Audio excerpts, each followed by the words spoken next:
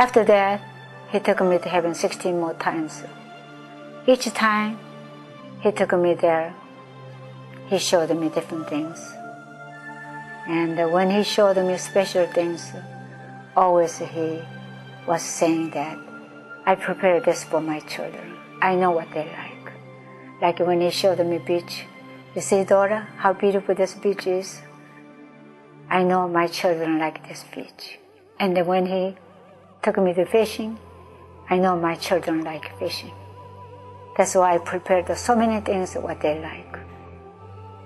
And I realized in heaven is 1,000 times beautiful than on earth, but a lot of things like on earth, like roads, buildings, trees, bushes, rocks, flowers, rough places outside the kingdom. It's just so many things there.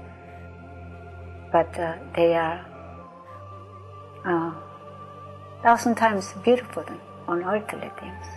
Just beautiful. The beauty of heaven is indescribable. And I can't even describe how beautiful they are. Just beautiful. And I realized how much Jesus loves each and every one of us. The way he talked to me was saying that, you see how much I love my children. And I did all these things for my children.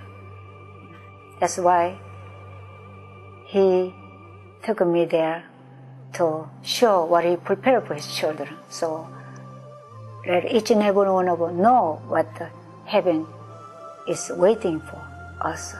So before he comes, he wants all the Christians to know these things so they can be excited, go there. That's why I believe he showed me these things. He doesn't tell me everything, thoroughly. He just showed me some certain things, just say very few words, necessary words he tells me. This loving God he is. Praise the Lord. Besides experiencing heaven, Choo was also shown hell twice. On this, she writes, I could see fumes of dark smoke rising from a deep pit. It was like the crater of a volcano, and inside I could see flames scorching a multitude of people who were screaming and crying in the kind of agony that only the severely burned truly knew. The people were naked, without hair, and standing close to one another, moving like worms, and the flames were scorching their bodies. There was no escape from those who were captured in the pit. Its walls were too deep for them to climb, and the hot coals of fire were all around the edges. Even though the Lord did not tell me this, I knew I was standing at the brink of hell. In heaven, whatever he showed me, it was such exciting things and awesome things. But next, he showed me hell. He took me to hell. The first thing I seen, inside was all fire, but it was deep, dark, endless hole. People were naked, no hair. They didn't have no hair, they didn't have no clothes on, all naked body. They were standing so close to each other. Seems like they were pushing each other against them because they wanted to get away from fire. Each time they moved, the fire followed them, back and forth, back and forth. Just the whole place was fire. These people were standing so close to each other. It looked so pain and sad. And I couldn't help crying so much for them. Then he took it there a second time. And I saw same people again. Then I heard the voices. And I looked at the directions. So many Orientals there. And this one lady, she was waving at me, saying, so hot, so hot. I looked at her, and our eyes meet each other. That was my mother. When I realized it was my mother, my heart dropped. And I began to cry.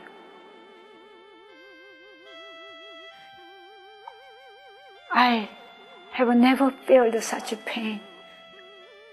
Just pain, so pain, I didn't know what to do.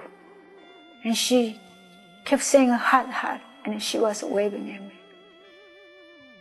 And the way I seen it, she wanted me to come down and help her. Then I looked. Other people. There was my dad, my stepmother, my young nephew.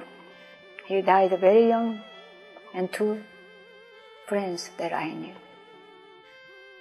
That was such painful memory. And I keep crying. And Lord, Jesus told me, Dora, I have a good reason to show you this.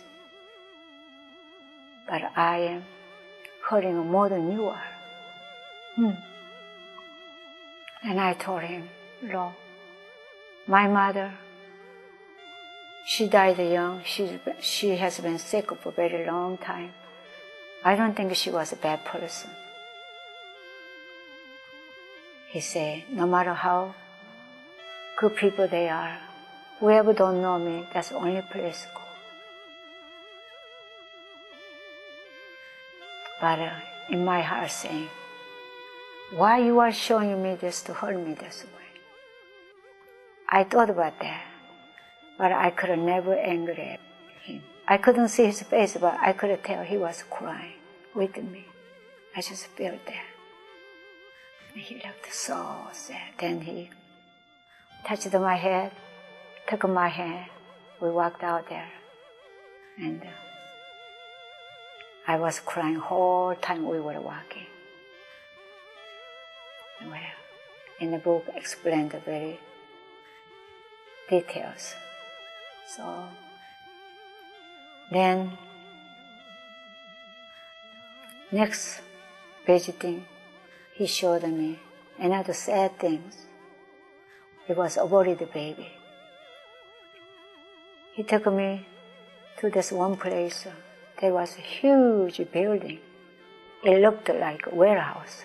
When we walked in, all I see was babies. Tiny, tiny naked babies. And they were lying side by side. And then I began to cry. Lord, why is so many babies? He said, they are aborted babies. I said, what are you going to do with them? He said, if their mother be saved and they come to heaven, they will have their baby back. On her 17th trip, I knew it was time for us to leave. I continued to cry, but my heart was reassured with the knowledge that I would be with the Lord forever and that He would always be with me on earth. At the dressing room to heaven, Jesus told Choo that this would be her last trip there. On this, she writes, an angel of the Lord embraced me. It was so exhilarating to be in a place where so much love, compassion, and understanding were always present.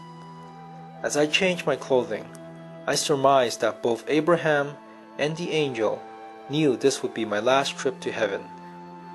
As I walked out of the changing room, the angel hugged me once more. This angel had blonde hair, flowing white robes, and a face that was tender and warm. The angel smiled at me as I walked towards the Lord.